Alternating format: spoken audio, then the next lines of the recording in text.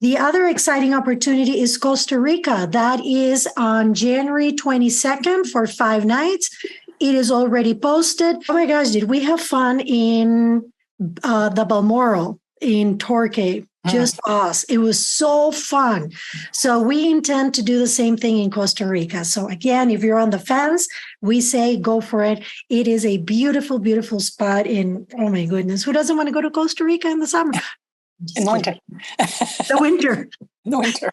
The other thing, too, is that it was just sort of a wonderful confluence of situations where the hotel had just been renovated and wasn't booked up. So we, because of Carol's connections in Costa Rica, we were able to fully book the hotel with no other people had reservations, which is unheard of in peak season. We're looking at peak season end of January.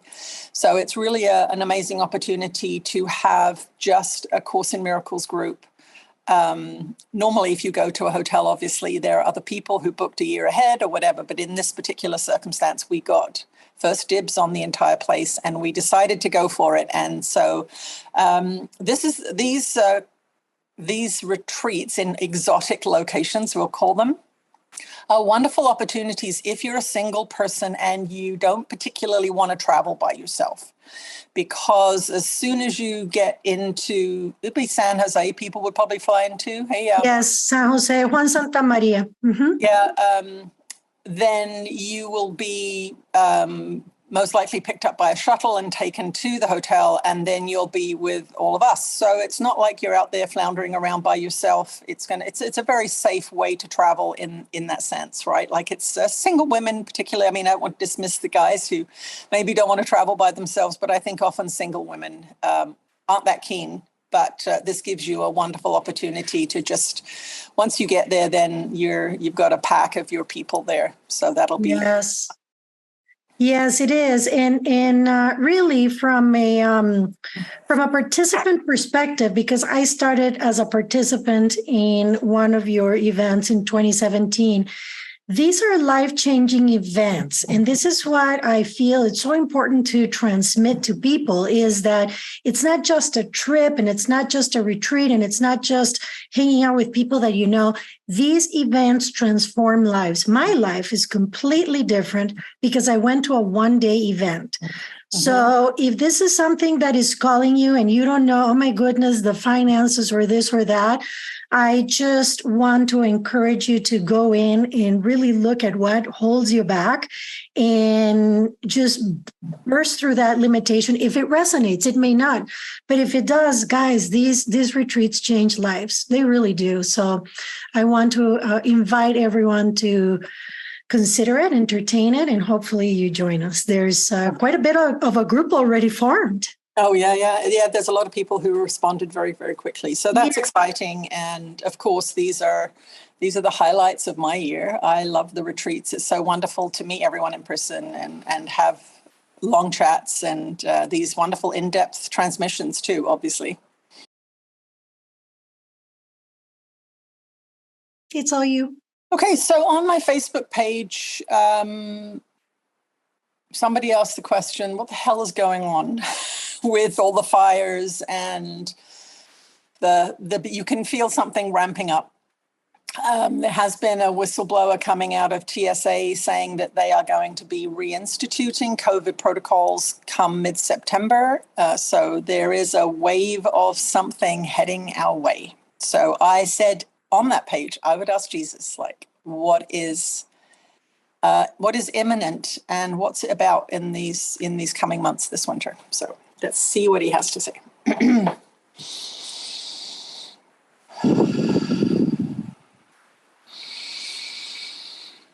You are blessed beings indeed. I am that one that you know as Jesus. You have been being informed for a long time by us that changes within your society are ongoing and are not going to stop.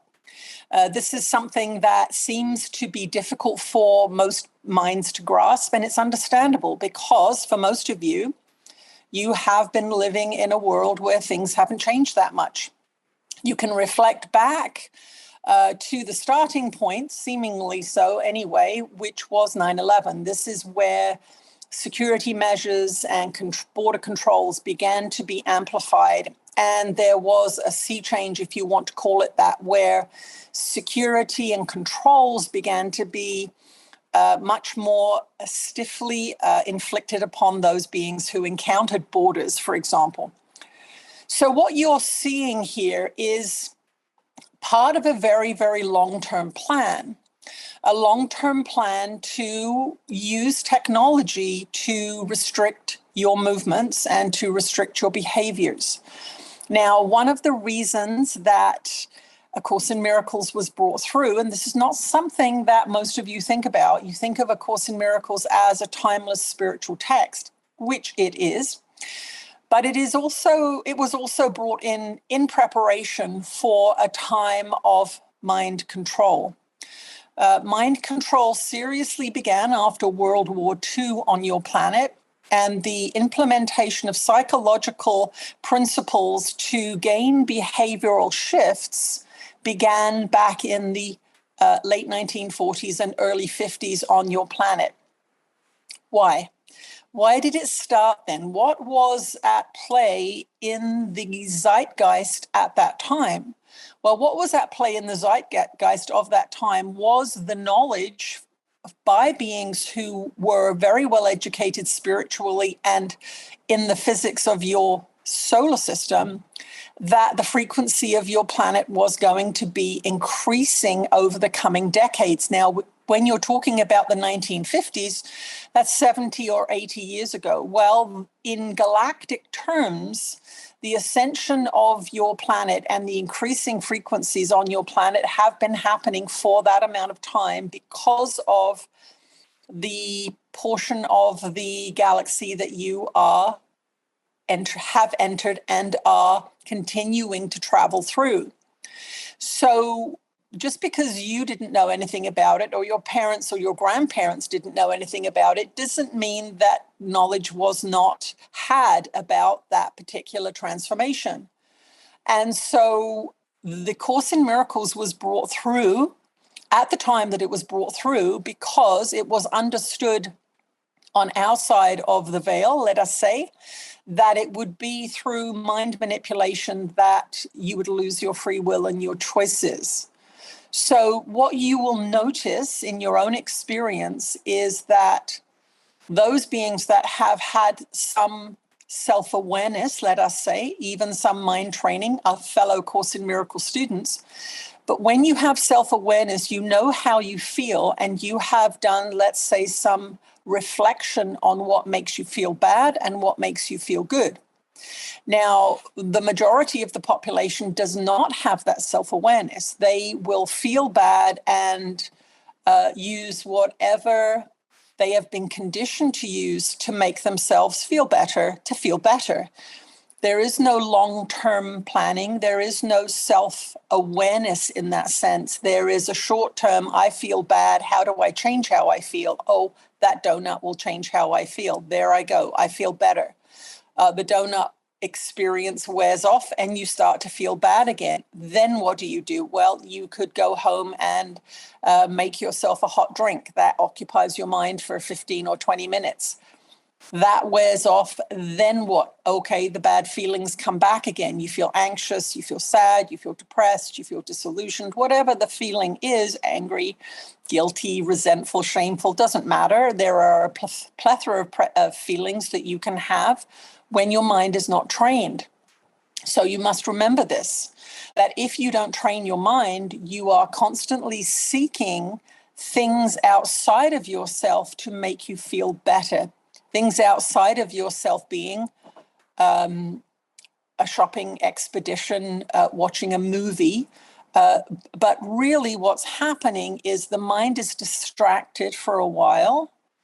You give it some sensory input, and that sensory input distracts the mind so it cannot cause you suffering for a short time. And this is what's going on throughout your life with all of the experiences and or addictions that you have. You're constantly seeking something outside of yourself that will make you feel better without understanding the mechanism of how it's making you feel better. It's making you feel better because the mind can only do one thing at a time. And if you distract it by going and buying a new pair of shoes, you may very well distract it for 2 or 3 hours. You've got to get in the car, you've got to drive to the mall, you've got to go try the shoes on, you've got to have some lunch because you're hungry, and you can take care of 3 or 4 hours and you will feel better because your mind is not just ruminating on the thing that is causing the not feeling good. So this is really how untrained minds work. Untrained minds that are made fearful will seek something outside of themselves to make them feel less fearful. And this is the principle upon which many of the shenanigans that are going on in your society work on. They work on the assumption that you are unaware and that you are uneducated about thoughts and feelings and how thoughts believed cause feelings, thoughts observed and not believed are neutral. So this is what's happening. This is what's happening now in your society. You have had a little respite from the COVID debacle, and you will notice that the day of COVID passing away, the war in Ukraine was then what washed across your media systems, and there was an insistence that you feel sadness, that you judge the aggressor, that you attack back, all of these kinds of things. So it was an intense wave of negative emotion that was washed through your society, through your media systems. That now is wearing off. It's not getting the result of fear and guilt and shame and anger and judgment that it got initially. And so you will notice that there has been an amplification in the weather stories for the last few months. This is an existential crisis. The humanity is not going to survive. Again, fear mongering, getting the population down through propaganda into a lower frequency. Because why? In a lower frequency, you go into a compliant state. When you are frightened, you seek outside of yourself for something to save you. In the movies, you will notice that in the very crisis of attack, the cavalry will come over the hill to rescue. This is a format in your movies. We will say those are old movies. Now it's the jet fighters that come over the horizon to rescue the heroes. So you have this buildup of negativity, and then the program is for something outside of that situation to miraculously show up and relieve the fear, relieve the tension in the story. And so this is what is being promoted. All of you who are Course in Miracles students have enough knowledge, and through these kinds of broadcasts, enough current instruction to not fall for it. So watch what you're falling for. Fire is a terrifying thing for humans. It's something that is seemingly uncontrollable. It is highly destructive, and images of it will literally put the fear of death into you. So this is a very, very important time for you not to be delving into the horror stories of fire's aftermath, because what it does is it triggers your survival instinct, and your survival instinct means you stop thinking and you go into this primitive mindset of the ego, which is, I don't want to die. What's going to save me? And this is really what you're seeing time and time again, washing through your media systems. When one thing stops working because you've become desensitized to it, another thing will come, and you will see these waves of propaganda just crossing over each other. It may be a day or two or a week, and then a new thing starts, and it's a new thing that we will say appears to be completely different. It's exactly the same frequency. It's just another form. Now, remember, in Buddhist teachings, the idea of Maya is this, that you are deceived by form. You keep thinking, if the form changes, it's a different thing. No, it's not. It's the same frequency being used to scare you. Now, this is combined with many, many behind-the-scenes agendas, we will say, to get particular behaviors out of you. Why are these orchestrators seeking to get particular behavior out of you? Why? Well, humans are very powerful creators. Humans have the ability to transform worlds. You are made in the image of the divine. You are a creator. You are powerful. That is your natural state of being. That is your natural state of being. Even though you've come into this separation paradigm where fear is the default setting, you also see that there is love within, let's see, a little child. You will see the ego and you will see the love. You will see them running open arms to somebody without any self-consciousness or restraint, and then you will see their little egos fighting for survival. So you can see the split in the little ones. You see their unbounded joy, you see their laughter, you see their willingness to walk up to a complete stranger and make them friends. That's not something you're trained out of as you go through conditioning processes. So the fact that you are a powerful creator is not dissolved by your coming into this 3D experience that you call life. It comes in with you as an innate part of your makeup. Now, depending on how you're conditioned, it is lessened in your ability to practice it or heightened in your ability to practice it, but is always there when you come in. Your connection to source is always there. Your innate replication of the powerful creator that you are a part of. You are an idea in the mind of God, and you have the same qualities. So those beings in power know that if you are not lessened, then your natural abilities will rise to the surface. So these measures, whatever the measures are, don't be deceived by the form.